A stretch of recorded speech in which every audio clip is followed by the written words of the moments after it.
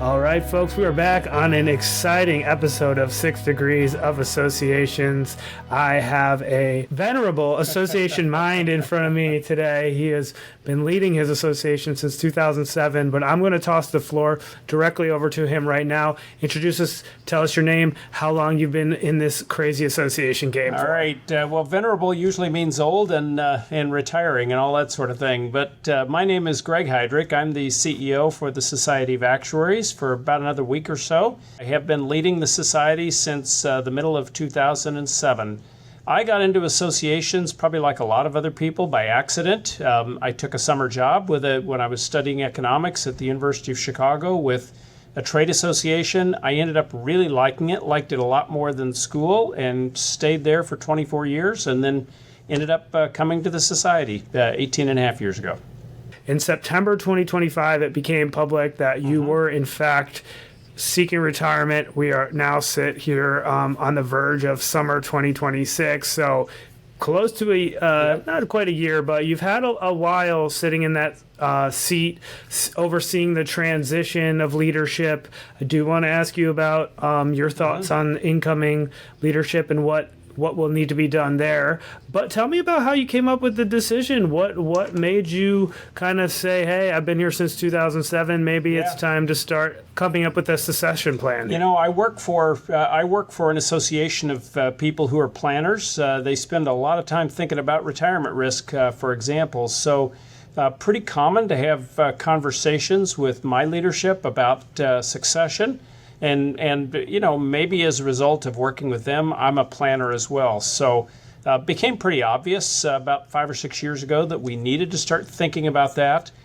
Beginning about 3 years ago, almost 3 years ago, my board and I started a conversation about exactly how that transition might happen, when it might happen, and what we wanted to have done as part of that transition.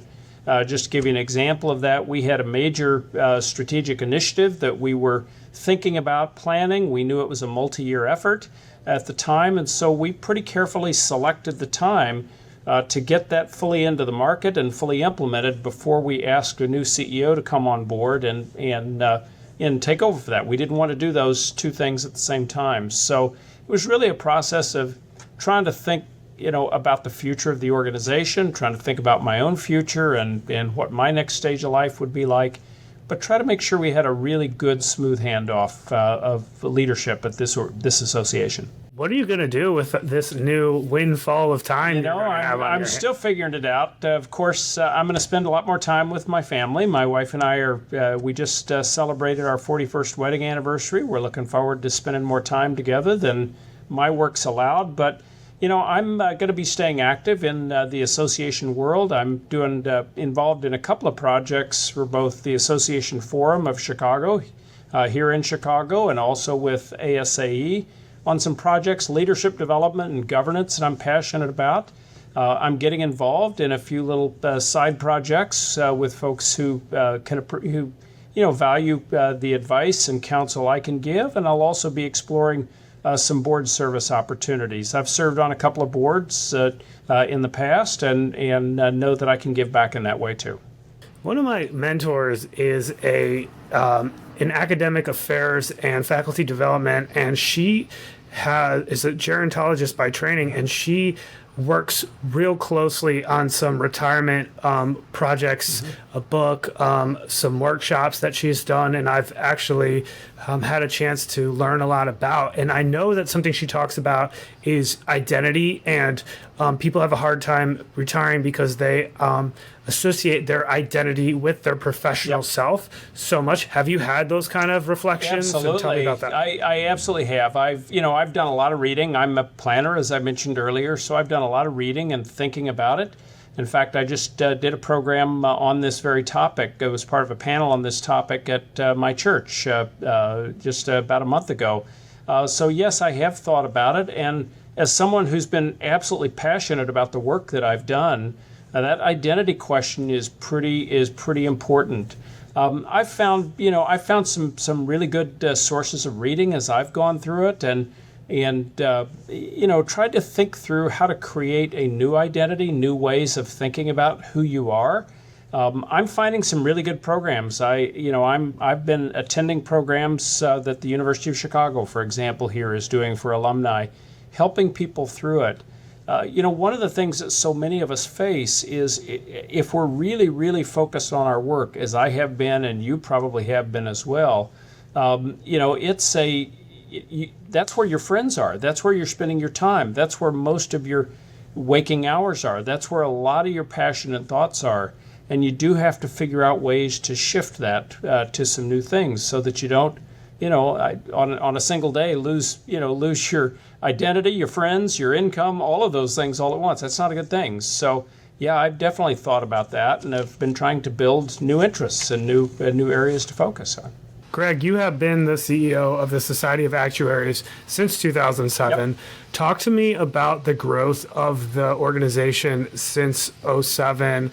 As it sits today, I'm seeing numbers in the realm of over 30,000 members, 145 professional staff on site there. Talk to me about that growth and what has been your role in that growth? We've done a lot of things with it. We have, in the time I've been here, we've a little more than doubled our membership. We've doubled our staff over that time. We've more than doubled our revenue over that time. We've become a much more global organization. We've intentionally spread out into other parts of the world.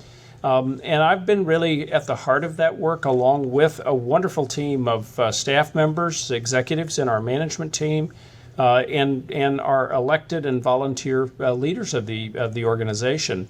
It's really been a process of, and I love doing this work of trying to diagnose the situation we're facing, the opportunities that may be in front of us, the challenges that are facing the profession and the association. Once you get a diagnosis, try to devise some ways to address those and put some programs in place. So I've just been really immersed in that work with a wonderful team of people to do it. It's been growth here in the U.S., of course. It's also been some growth in Canada, but the biggest growth we've had has been in Asia, in a little bit in Latin America, China, across Southeast Asia, and more recently the Middle East. Saudi Arabia is a really interesting market for us these days, for example. But so's Malaysia, so's Indonesia, so's Taiwan, so are a lot of other places. And talk to me more about that membership base being worldwide. What is the member? What's the typical profession? Is it all straight actuaries that are kind of, as a layperson to the industry would ask, maybe just associated with the insurance industry, or like what kind of diversity in jobs are we talking about? Our members. The actuarial profession is a niche profession. It's they're the engineers of insurance systems, healthcare financing systems, and social benefits, social welfare, and retirement systems all over the world. So, if you think, just to use examples from here in the U.S. Actuarial work underpins, of course, the private retirement system, the life insurance system, the property casualty insurance system, the annuity markets, the U.S. Social Security system, the Medicare system, all of those kinds of systems, and that exists worldwide. So our members work across those kinds of industries and systems, and they are organized differently in different countries. It is niche and very specific in the sense that it is focused in those areas. We don't find a lot of our members doing, some do, but risk assessment for a utility, energy company, something of that nature. But wherever there is financial risk to be managed, that's what our members are all about. That's, we help educate them to drive solutions to life's financial risks. It's really how we like to talk about it. So wherever there's personal financial risk, industry financial risk, that's where you tend to find our members working. What was your favorite part? What are you going to miss the most? I love learning, and I love working, and I love learning. I love identifying a problem, a challenge, and then crafting a solution to it. So, it's, to give you an example of something, that we've been dealing with recently in our work, we've recognized, like a lot of other people in education and credentialing, there's been a decline in birth rates all over the world. There's just a lot fewer young people worldwide going through college, which means that as you're trying to attract young people into a profession, you got some challenges, you got some demographic challenges. For us, that's translated into how do we create awareness, how do we attract kids, and once we get them, how do we keep them, even though we're asking them to go through a really tough long-term credentialing process, and a lot of them drop out along the way. So trying to figure out, okay, how are we going to tackle that particular issue of attraction and retention and create programs that do that, change things that we're doing today. I get really jazzed about that sort of work. I love to take on a problem like that, diagnose what's going on, dig into the data, and then work with a team to start crafting solutions and putting them in place for that. So I'm going to miss that. I'm looking forward to the opportunity to help advise others who might benefit from my experience. But I think the piece I'll miss is the day after you get the advice where you sit down and say, okay, now how are we going to do this? How are we actually going to do this? What investments do we have to make? What people do we have to put in place? What programs do we have to start? What programs do we have to stop? That's the piece I'll miss a lot, is the actual doing of it. And what does new leadership have to do to ensure you've set the bar high here. What does new leadership have to do to ensure that long-term success of the profession? Well, I think they'll do a great job, by the way. My successor, Clar Rosso, whom I'm getting to know, is part of our transition process. She's got a wealth of experience. She's a very seasoned executive. She's very smart. She's going to do great with this, and my existing management team will do great with it. What they have to do, they have to have a really accurate diagnosis of the challenges. They're going to have to focus their efforts on a few things. They may choose different things, by the way, than I would choose, and that's great. I certainly don't have a crystal ball to see exactly what the right choices are. And then they're going to have to concentrate their efforts and make some serious investments. I suspect they'll have to continue a line of serious investment in leveraging AI into our systems. We've started down that road, but there's a lot more to do. I suspect they're going to have to concentrate on a few countries for further international growth. You know, the world's getting to be a pretty tough place geopolitically for an organization that's trying to be global. And so I suspect they're really going to have to focus in a few areas. And they've got to have a big focus on staying relevant, even as AI. We judge AI now to be probably the principal competitor we've got to growth of the actuarial profession, certainly at the entry level. And so they're going to have to focus a lot on how do they keep the training relevant to that world. Definitely. Are there workforce kind of work groups that have been formed to address this this challenge? Absolutely. Tell me more about that. Yeah, we've got. We just finished the big project I was referencing earlier that kind of influenced the timing for my retirement. Was one where we focused on redesigning and making more relevant and making more user or student friendly the pathway that leads to our top level credential, the fellowship credential. We're now doing, as we do every 5 or 6 years, we're doing a deep dive look at the early part of the credential, and we're really trying to ask ourselves what portions of this learning that we're requiring people to do now, what portions of it remains relevant in a world where AI is doing more of the tasks that an entry-level actuary would do. Where do we need to concentrate their learning going forward? And we've got a whole work group focused on that work right now. We're just completing a big job task analysis that's trying to ask of the market many of the same questions and make sure we really understand what employers are looking for today and what they think they'll be needing and looking for 3 to 5 years from now as well. So there's a lot of work that we've got in place that's starting to move down that pathway. But a lot of decisions and a lot of assessment that still needs to be done. And Greg, we wouldn't be talking to you today without Christy Tarantino Dean, so I definitely want to give a shout out to her. She's the CEO at the Institute of Food Technologists and just an awesome person and personality. And a great friend of mine over the years. 100%. And how did you meet her? Through Association Forum and ASAE? Christy was the CEO for the Association Forum at about the time that I came to the society. I think she joined there just a few months after I came to the society. And I was looking for ways to connect with others doing the kind of work that I was doing. I'd come out of a trade association and into a professional society. Those are very different types of organizations. And I was looking to connect with people to learn more and develop a network. Christy welcomed me into that community. She made sure I got plugged into a variety of activities, and we've been friends ever since. I just have tremendous respect for the work that she does and the executive she is. And I will add one other thing.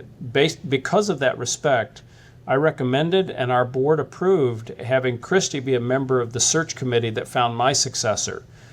They wanted, in addition to having members of our board and members of our organization on that search committee, they wanted somebody there who knew the job, who knew what it was and is to be an association CEO. And Christy served as a member of the committee that chose my successor. And I was really, really pleased that she was there. And I've heard from a number of our search committee members how valuable they found her insights in that process. In that last response, you just mentioned the big difference, I believe you said, between a trade association and a professional society. Walk us through that major distinction for people who might not be aware. Sure.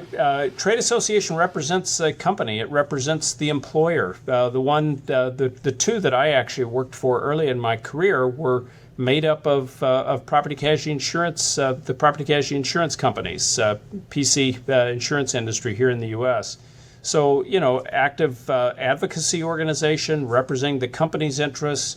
The volunteers that you work with are typically not volunteers; they're voluntold. They're there to represent not their personal views, not their personal career. They're there to represent the views of the organization, the employer that they're sent there for. So, yes, you have committees of volunteers, but it's a very different dynamic when you've got the company itself or the employer and their interests at heart.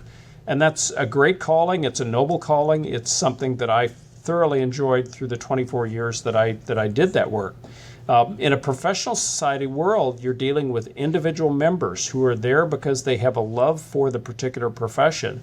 Your work is usually about developing them in that profession, developing a profession of people who work for many, many employers.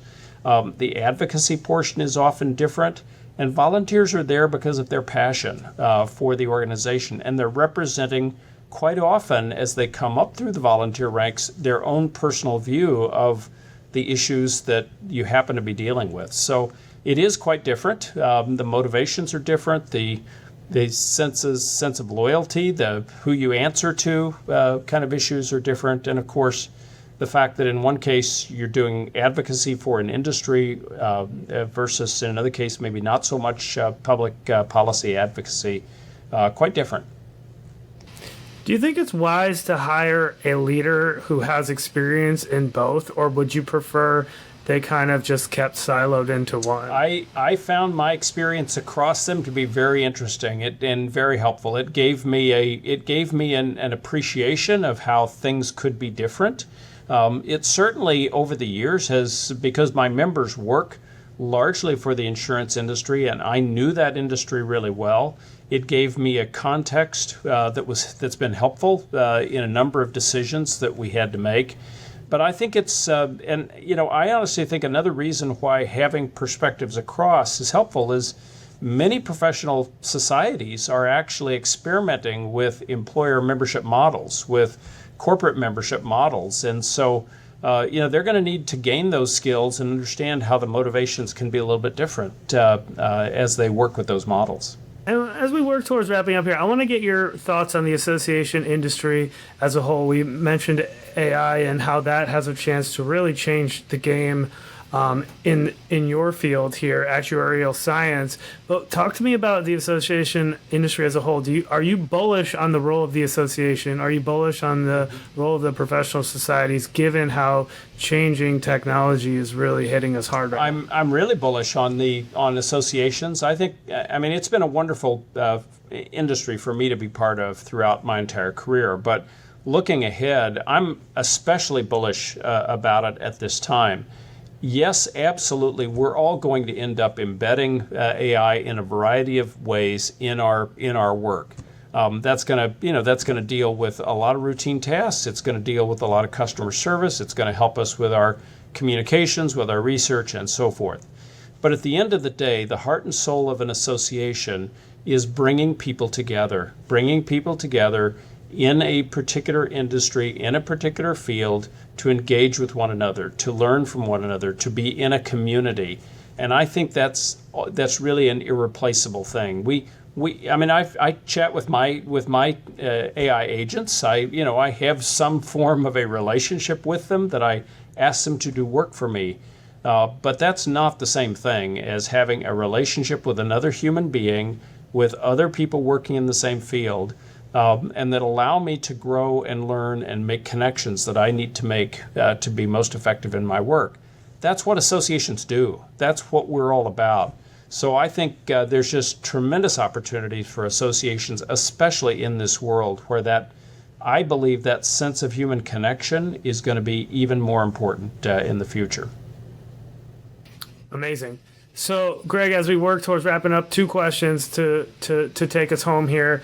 One, I want to hear if there's any final thoughts, anything that we missed or that you wanted to touch on before we end it. And also, as we always do here on the 6 Degrees of Associations, please give us a shout out. Give us a someone who you recommend us talk to as a future guest. I'd be happy to. Just, the closing thought for me is just to underline, that last point I was making. I think associations are a wonderful industry to work for. It's really, I can say from the vantage point of wrapping up a 40-plus year career in it, you work with the top people in a field, you deal with intellectually interesting and challenging issues, you have a chance to make a real difference for a lot of people, and you work with some really good people. So I think it's just a wonderful field and really happy to have been part of it. In terms of a shout out, I'll give you one that's really a supplier to a lot of us in the industry, and that's Stuart Udell. Stuart is the CEO for Prometric, which is the world's leading provider of assessment and testing services. Many associations, mine included, use Prometric's services to deliver our credentialing exams, and Stuart is one of the most thoughtful people I have encountered in thinking about where credentialing and testing is going in the future. So I think that he could be very useful, be really interesting for a lot of people. The other one I'll mention is someone right here in Chicago. You may have had her on your show before, but Stephanie Mercado, the CEO for the American Society for Healthcare Quality. Stephanie is one of the most innovative association CEOs I have ever come across. I'm real proud of the fact that we've doubled our association size. I think Stephanie has probably quadrupled her association size over the last 5 or 10 years, taking it from a very small organization into the leading association in the healthcare quality space. So you could definitely benefit from a conversation with Stephanie. Greg Heidrich has been our guest today, CEO of Society of Actuaries since 2007, as he works towards wrapping up nearly 20 years. And Greg, on behalf of the entire 6 Degrees of Associations, congratulations. Thank you. It's been a heck of a run, and thank you so much for making time for us. Thank you for the opportunity. Look forward to talking with you in the future.